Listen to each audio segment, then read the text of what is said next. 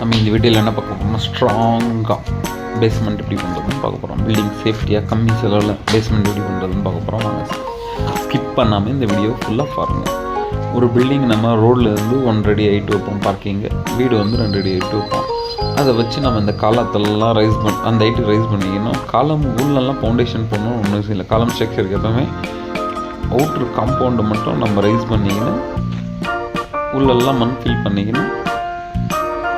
Concrete plinth beam போட்டு plinth beam மேலே செவர் கட்டிட்டு போகலாம். எந்த பிரச்சனையும் இல்லை. ஸ்ட்ரக்சரல் இந்த மாதிரி காலம் ரைஸ் பண்ணிங்கன்னா போதும். நம்ம இந்த சைடில் என்ன பண்ணிருக்கோம்னா அவுட் சைடு ஃபுல்லாக காம்பவுண்ட் வாலில் தான் நாங்கள் ஃபவுண்டேஷனாக போட்டிருக்கோம். இன்சைடு மண் ரோப்பிக்கு போகணும். இன்சைடு மண் ரோப்பி அதுக்கு அப்படியே தண்ணி விட்டு நீட்டாக பேக் பண்ணிவிட்டு அதுக்கப்புறம் பீம் போட்டு செவர் ரைஸ் பண்ணிக்கலாம். இப்போ பாருங்கள், ஒன் சைடு சம் டேங்க்கு ஆர்சிசி வால், ஒன் சைடு ஆர்சிசி வால் சம் டேங்க் இருக்குது.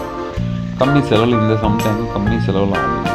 இந்த மாதிரி நீங்கள் வீடு கட்டுற மாதிரி இருந்தால் இந்த பிளானை பண்ணிக்கோங்க. உங்களுக்கு செலவும் கம்மியாகும், வேலையும் குயிக்காக முடியும்.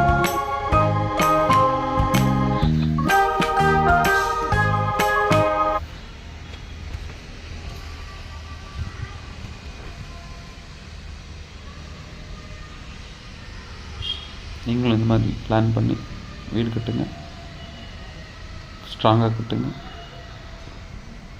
புதுசாக வீடு கட்டுறவங்க வாழ்த்து.